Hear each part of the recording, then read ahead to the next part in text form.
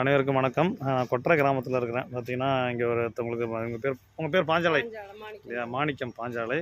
இவங்க வந்து ரொம்ப அருமையாக நிறைய மரங்கள்லாம் வாங்கி வளர்த்தாங்க. பாரு, இந்த மரத்தை வந்து இங்கே டிஸ்டர்பன்ஸாக இருக்குன்னு சொல்லி வெட்டிட்டாங்க.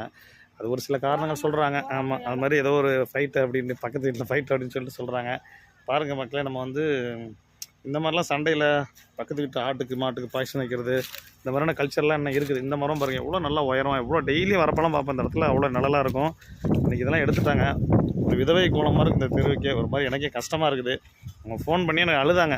அதனால் ரொம்ப ஃபீல் பண்ணாங்க. வெளியூர் போகிற அன்றைக்கி வெட்டிட்டாங்க, இது ஈபி லைனில் இடிக்குது, இதில் வந்து இலையெல்லாம் வந்து டிச்சில் போகுது அப்படின்னு சொல்லிட்டு ரொம்ப கஷ்டப்படுத்தி என்ன மனநோயாக ஆகிட்டாங்க. இது வந்து பிள்ளை வளர்க்குற மாரி ரொம்ப நாளாக கவர்மெண்ட் ஆடு கொடுத்தாங்களா, அந்த வருஷத்துலேருந்தே வச்சுக்கிட்டு இருக்காங்க. 2015-16 வச்சுட்டு இருக்காங்க. அவங்க வந்து வளர்த்து வச்சுருந்தாங்க. இப்படி அழிக்காத முடியாததுக்கு இதை அழிச்சிட்டாங்க. ரொம்ப மனசு வருத்தமாக இருக்குது. இது மாதிரிலாம் யாரும் செஞ்சுறாங்க தயவுசெய்து.